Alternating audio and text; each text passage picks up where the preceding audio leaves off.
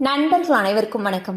இன்னைக்கு நம்ம இந்த வீடியோல தமிழகத்தில் பள்ளி மற்றும் கல்லூரிகள் விடுமுறை குறித்து மிக முக்கிய தகவல் வெளியாகியுள்ளது. சோ அதை பத்தி தான் இப்ப நம்ம பார்க்க போறோம்.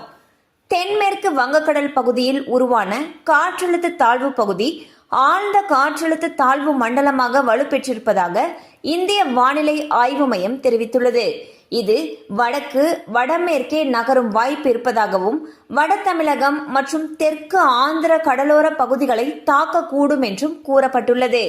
இந்த வானிலை காரணமாக செங்கல்பட்டு, விழுப்புரம், கடலூர், மயிலாடுதுறை ஆகிய மாவட்டங்களில் நாளை அதி கனமழை பெய்யும் என்றும் 20.4 சென்டிமீட்டர் வரை மழை பதிவாக கூடும் என்றும் வானிலை ஆய்வு மையம் தெரிவித்துள்ளது. மேலும் வடகிழக்கு பருவமழை தீவிரமடைந்துள்ள நிலையில் அனைத்து மாவட்ட கலெக்டர்களுடன் முதலமைச்சர் திரு மு.க. ஸ்டாலின் அவர்கள் ஆலோசனை நடத்தினார். அப்போது அனைத்து முன்னெச்சரிக்கை பணிகளை மேற்கொண்டு மக்களின் பாதுகாப்பை உறுதி செய்ய அறிவுறுத்தினார்.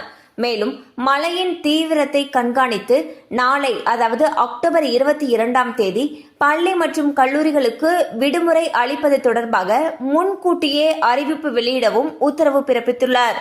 ஸோ பாத்தீங்கன்னா தமிழகத்துல வடகிழக்கு பருவமழை தற்பொழுது தீவிரமடைஞ்சிருக்கு. அண்ட் பல மாவட்டங்களுக்கு ரெட் அலர்ட் எச்சரிக்கையும் பல மாவட்டங்களுக்கு ஆரஞ்சு அலர்ட் எச்சரிக்கையும் விடுத்திருக்காங்க.